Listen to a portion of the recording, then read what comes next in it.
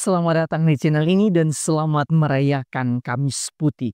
Sahabat-sahabatku yang terkasih, di Kamis Putih ini kita merayakan 3 hal penting, yaitu pertama, peristiwa Yesus menetapkan sakramen Ekaristi.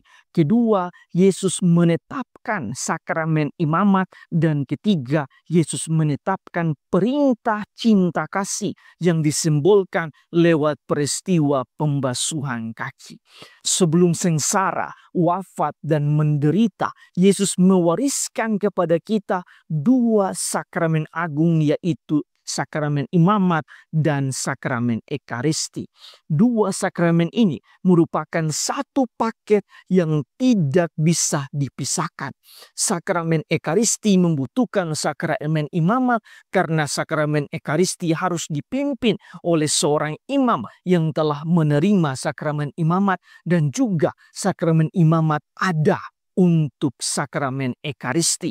Lebih daripada itu, sama seperti Yesus di dalam Ekaristi telah memberikan diri, berkorban dan dipecah-pecahkan, maka seorang imam pun harus sampai pada titik ini di mana di dalam setiap pelayanannya ia perlu untuk berkorban, memberikan diri, dipecah-pecahkan seperti Yesus. Sehingga lewat kedua sakramen inilah maka perintah cinta kasih yang juga dikumandangkan oleh Yesus pada malam ini terlaksana. Karena perintah cinta kasih itu pertama-tama harus dilaksanakan di dalam setiap pelayanan umat Allah, khususnya pelayanan dari para imam. Sebab sesungguhnya sebagaimana kata-kata Yesus, "Aku datang bukan untuk dilayani, tetapi untuk melayani." Matius pasal 20 ayat 28. Ketiga bacaan ini juga memperlihatkan 3 pokok perayaan hari ini. Di dalam bacaan Injil kita mendengar perintah kasih dari Yesus yang mengatakan, "Jikalau aku, Tuhan dan gurumu membasuh kakimu, maka kamu wajib saling membasuh kaki. Sebab aku telah memberikan suatu teladan kepadamu, supaya kamu juga berbuat seperti yang telah kuperbuat kepadamu."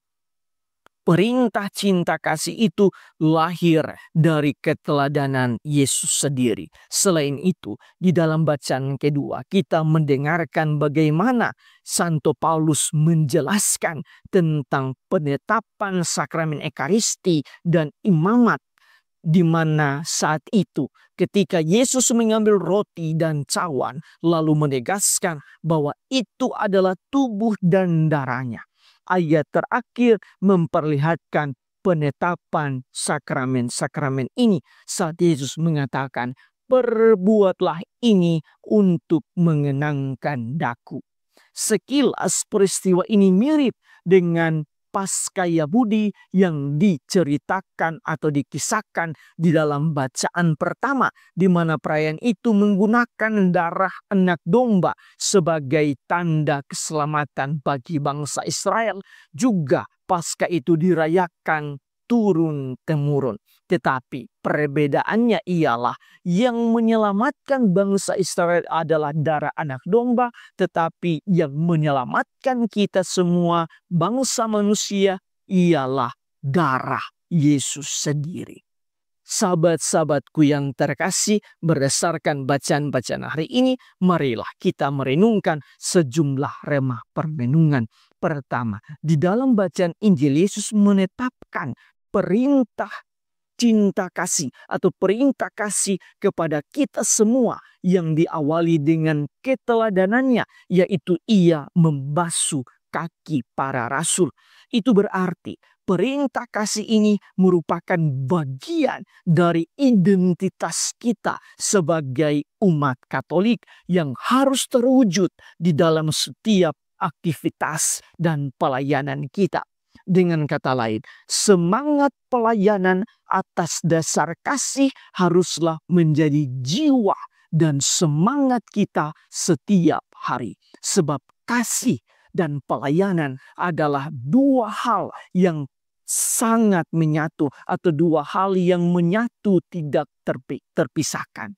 Wujud nyata dari kasih ialah pelayanan itu sendiri. Kedua, kita bisa lihat bahwa Yesus membasuh kaki para murid sebagai bentuk cinta dan pelayanannya. Membasuh kaki itu berarti membersihkan kaki orang lain. Maka pelayanan kita harusnya sampai pada titik membersihkan, menyucikan, dan menguduskan hidup orang lain. Pelayanan bukan sekedar kita memberikan diri dengan cinta, tetapi pelayanan kita harus benar-benar bermanfaat atau menjadi berkat bagi kehidupan orang lain, khususnya pertobatan, pembaruan, dan pengudusan hidup mereka. Itu berarti pelayanan itu harus benar-benar datang dari cinta yang tulus seperti Yesus, sehingga mereka pun, orang-orang yang kita layani, dapat merasakan dan mengalami kehadiran Tuhan di dalam setiap pelayanan kita, dan dari sanalah pertobatan dan pembaruan hidup itu terjadi. Ketiga, di dalam Injil hari ini dan perayaan Kamis Putih ini, kita menyaksikan bagaimana Tuhan menetapkan ekaristi dan imamat. Karena itu saya suka mengajak kita semua untuk merenungkan kembali makna ekaristi, atau merenungkan kembali ekaristi itu sendiri. Kita mungkin malas atau banyak alasan untuk tidak menghadiri ekaristi, atau kadang tidak menghargai ekaristi, padahal kita mengakui diri sebagai pengikut Kristus. Kita lupa bahwa ekaristi adalah puncak dari iman kita, sekaligus juga perayaan surga di atas bumi. Di dalam ekaristi kita merayakan perayaan surgawi ini bersama para kudus yang bisa meneguhkan iman kita. Selain itu, mengikuti ekaristi juga bisa meningkatkan semangat cinta kasih kita, karena kita belajar dari Yesus sendiri yang telah berkorban atas dasar kasih di dalam setiap ekaristi yang kita rayakan. Ketika Yesus mengatakan, "Inilah tubuhku dan darahku," pada saat itulah Yesus hendak meneladankan semangat pengorbanan atas dasar kasih yang agung kepada kita semua.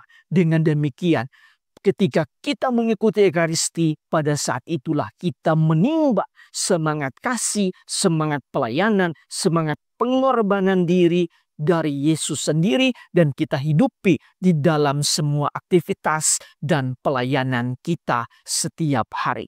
Tuhan memberkati kita semua.